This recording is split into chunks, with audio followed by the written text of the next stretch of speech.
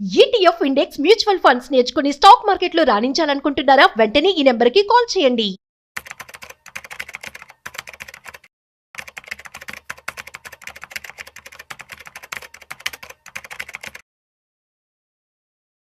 యూజువల్‌గా ఇన్వెస్ట్‌మెంట్ చేసేటప్పుడు చాలామంది కూడాను ఫైనాన్షియల్ అడ్వైజర్స్ కావచ్చు, వీళ్ళందరూ కూడాను అడ్వైస్ ఇస్తూ ఉంటారు కదా!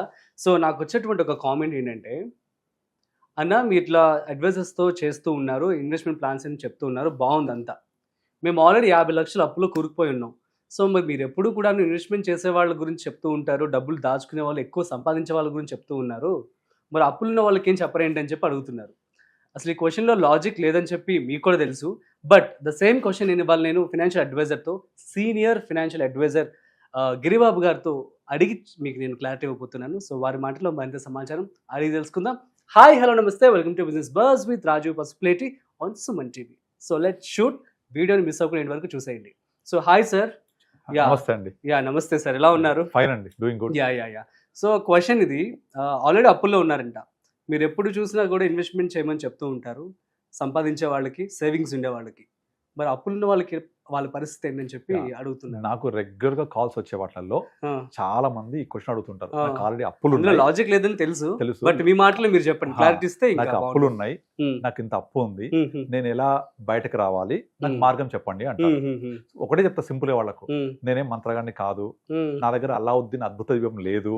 జిని ఇట్లా రాయంగానే వచ్చేసి నీకు ఏం కావాలి, డబ్బులు కావాలా తీసేని చేయలేను. హ్మ్. అది ఎవరు చెయ్యరు. ఫస్ట్ ఆఫ్ ఆల్ గుర్తుపెట్టుకోండి. ఓకే. హ్మ్. కొంతమంది చెప్తుంటారు, మీరు ఒక మంత్రం జపించండి, మేనిఫెస్టేషన్ చేయండి, డబ్బులు వస్తాయంటారు.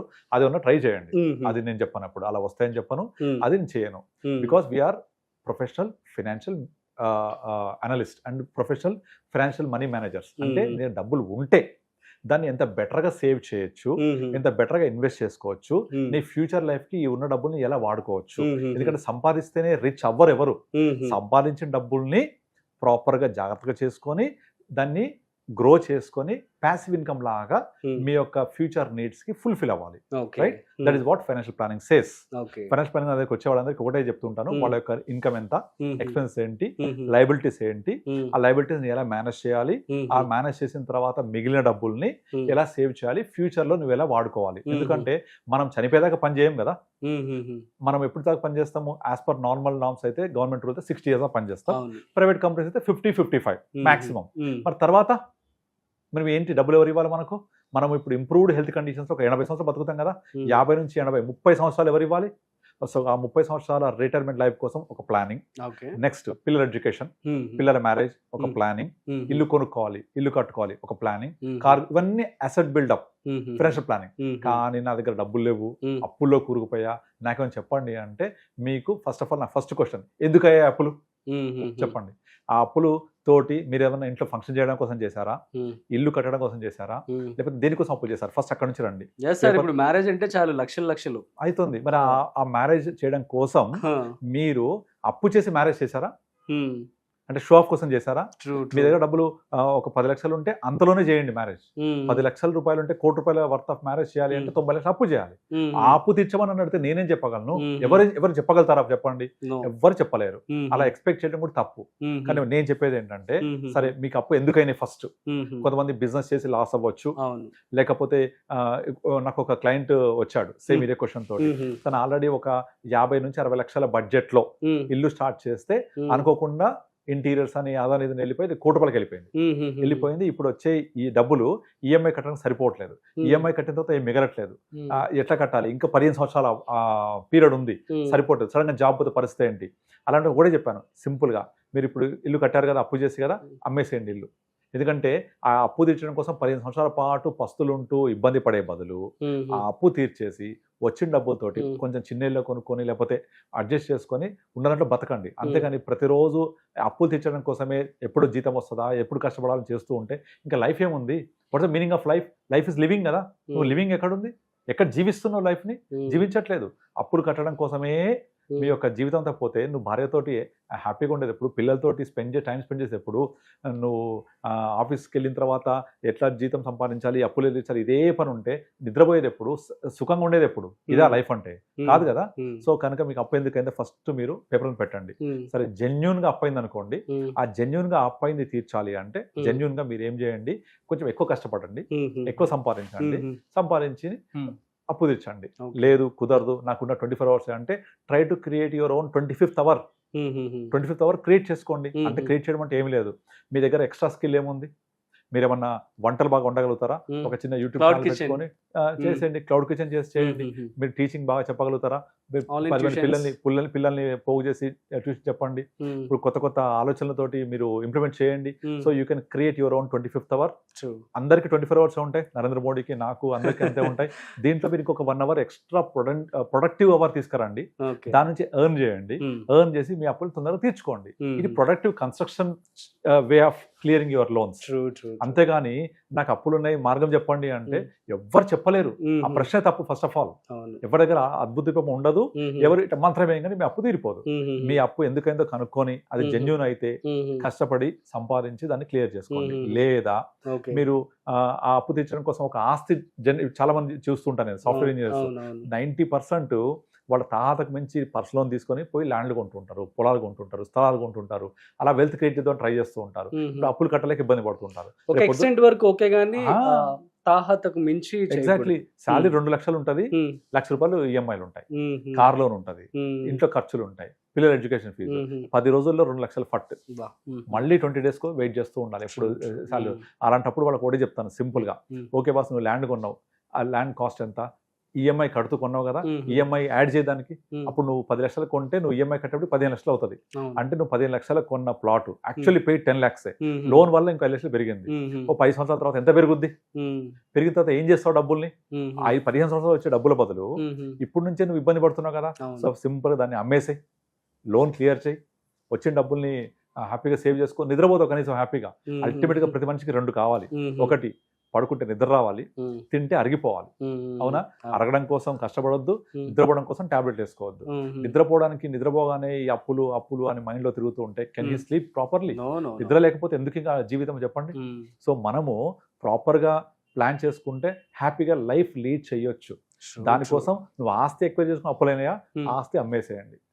చాలా మంది అదే ప్రాబ్లం ఉంటుంది. 90% అప్పులలో నీకు ఏమైందంటే, నాకు ఆస్తులు ఉన్నాయి, పలానా ₹1 కోటి వర్త అది ఉంది, 2 కోట్లు ఇది ఉన్నాయి, ఒక 50 లక్షల అప్పు ఉంది, మీరు చెప్పినట్టుగా 50 లక్షల అప్పు ఉంది. ఈ 50 లక్షల అప్పు కట్టడం కోసం వడ్డీ కడుతున్నామా? ఆ వడ్డీ నెలకు ఒక ₹2 వడ్డీ వేసుకున్న ₹50,000 అవుతుందా? రూపాయి వడ్డీ వేసుకున్న 50,000 అవుతుందా? నీకు వచ్చే ఆదాయం తక్కువ, నువ్వు వడ్డీ కడుతుంటే అసలు ఎప్పుడు తీర్చాలి? లెక్కేసుకుంటూ వెళ్ళండి. నీ ఆస్తి పెరిగే పెరుగుదల కంటే నీ ఇక్కడ అప్పు మీద వడ్డీ పెరిగే పెరుగుదల చాలా ఎక్కువ ఉంటుంది.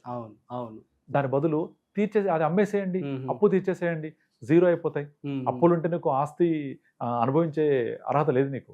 ఫస్ట్ ఆఫ్ ఆల్ అప్పులు జీరో అవ్వాలి. అప్పు లేనివాడు అధిక సంపన్నుడు అంటారు.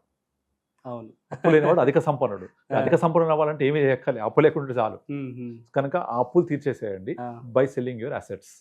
లేదా నేను జెన్యున్ గా అప్పు అయింది నాకు, లేదా బిజినెస్ లో లాస్ అయ్యాను ఇంకోటి అనుకుంటే, try to create your own skill ద్వారా 25th hour క్రియేట్ చేసుకోండి. Try to earn. లేదా మీ వైఫ్ కనుక జాబ్ లేకపోతే తనతోటి ఏదైనా జాబ్ చేయించేలాగా మీరు ఎంకరేజ్ చేయండి. చదువుకున్న వాళ్ళకు చాలా రకాల జాబ్స్ వస్తూ ఉంటాయి.